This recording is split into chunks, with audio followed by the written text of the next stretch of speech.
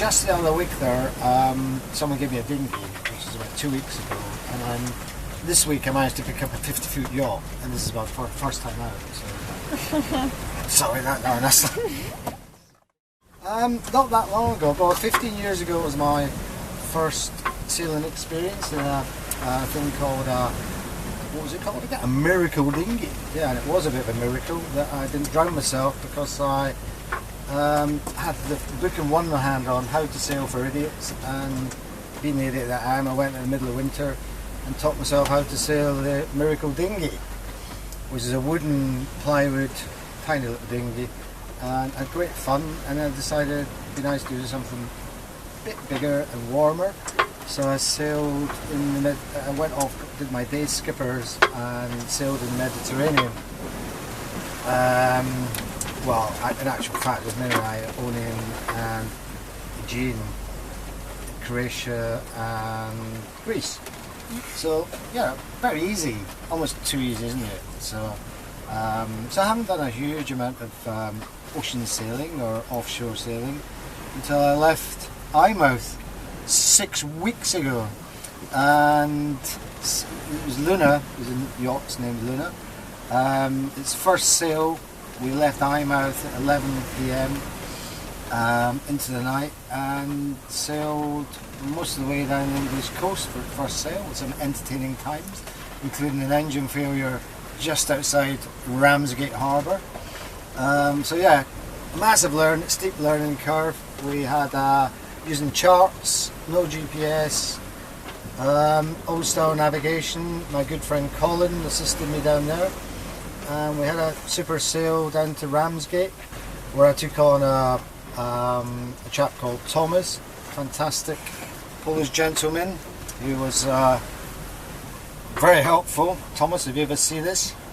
And we sailed on down the English coast to various ports till ultimately we got to Plymouth, and then Thomas left me, and a chap called Ian joined me, and we sailed from Plymouth to Vivero direct, which took us 3.5 days. First day was wonderful sailing, nice winds, everything going well, 9 knots on sail, and then it got gradually worse. I say worse, the winds got stronger, till eventually we had 40 to 50 knot winds for 2 days, and we lost our auto helm.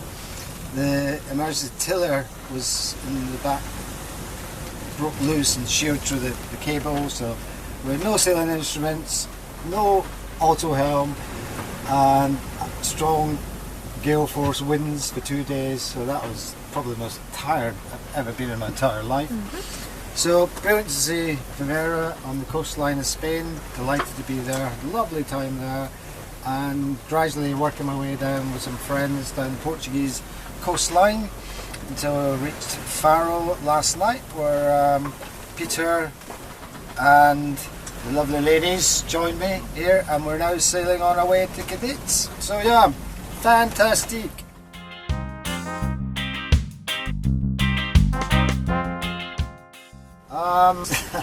Thomas, my good friend Thomas, we picked up a lobster creel on the propeller. It was just enormous, bang! As it wound round, the rope wound round it, drew it up, and it must have sheared off as it hit the hull. But the remains of the rope were still on and spinning around the propeller, which is causing a real thumping through the hull. Anyway, it got upstairs and we got in neutral, and we thought the thing to do is, because there wasn't much wind, but there was still a bit of a swell at that stage, and so I thought, let's get down there and have a go at fixing it. So got my gear off, dived in, sort of freezing cold with a little, not much more than a penknife, tried to get down, it wasn't happening, so we wrapped the rope around the hull, which allowed me to pull myself down a bit, and with the snorkel I had, we added a piece of piping so I could breathe. As it turned out, my own carbon monoxide, because it was a bit long, but never mind, it was no idea. And we had a small hole in the end of it where my young assistant Thomas, the Polish chap, was holding on to the piece of string, and the instruction was always keep that piece of string and the end of my breathing hole above water.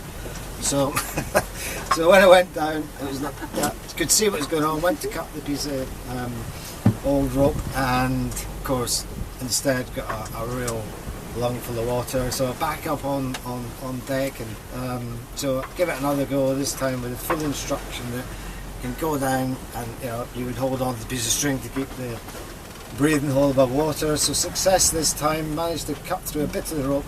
Bit still flapping on it, but anyway, got back into not far from Dartmouth, and we had to have some means of getting rid of the rest of the rope, and fortunately bumped into the vintage diving team, who were only delighted to have a go at taking the rope off.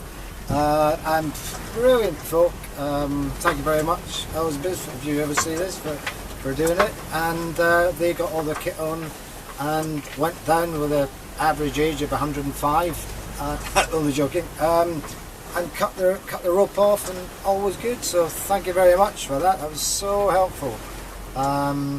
Yeah, so that was one of the many stories. So yeah, great fun, and we had decent weather and all was good. No damage to the hull. So yeah, all good.